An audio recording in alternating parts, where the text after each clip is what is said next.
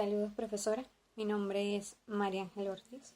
Curso el tercer año de Derecho por la modalidad SAIA y pues en esta oportunidad vamos a estar hablando sobre la historia del derecho del trabajo y la época postcolonial. Para comenzar, es importante mencionar que el término de derecho del trabajo ha sufrido grandes modificaciones a lo largo de la historia.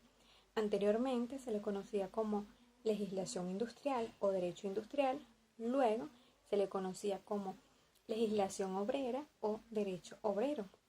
Todo esto enmarcado en lo que es el derecho social. En la actualidad, la Organización Mundial del Trabajo, la doctrina y las cátedras universitarias han adoptado el término del derecho del trabajo. Mas, sin embargo, en nuestro país también ha adoptado el término de derecho laboral. El derecho del trabajo es una rama del derecho general y del derecho privado.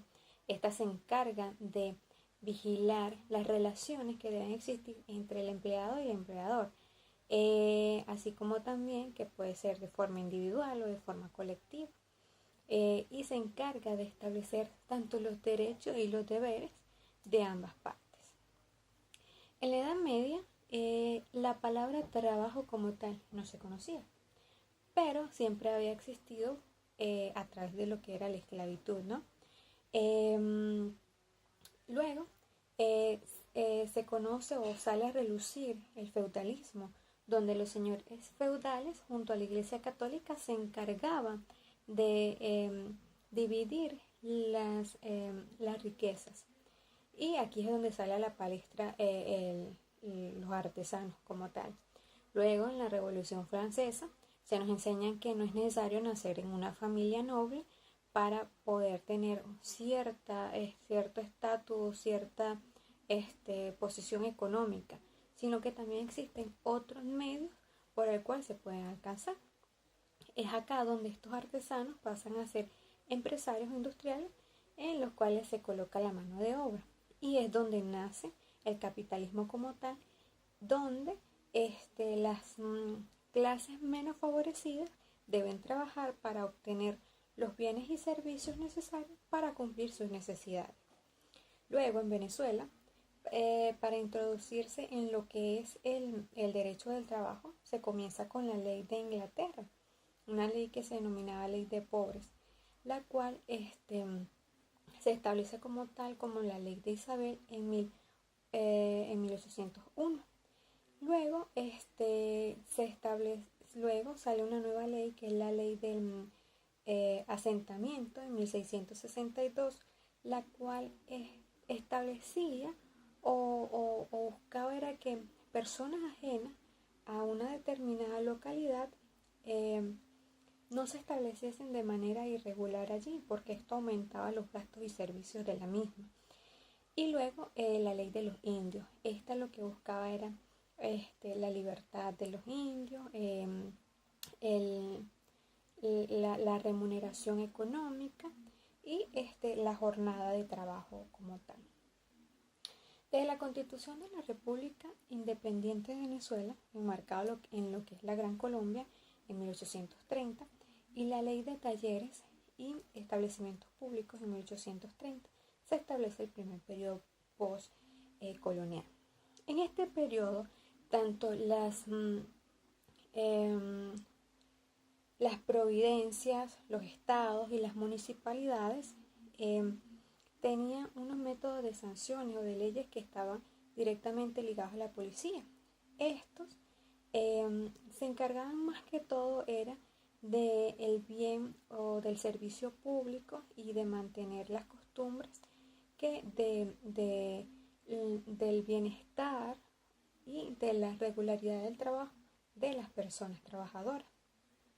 También es importante resaltar que en Venezuela como tal, el segundo periodo postcolonial comienza el 26 de julio de 1817, con la creación de la ley de talleres y asociación y establecimientos públicos. En esta ley se establecen normas para regular las relaciones entre los trabajadores.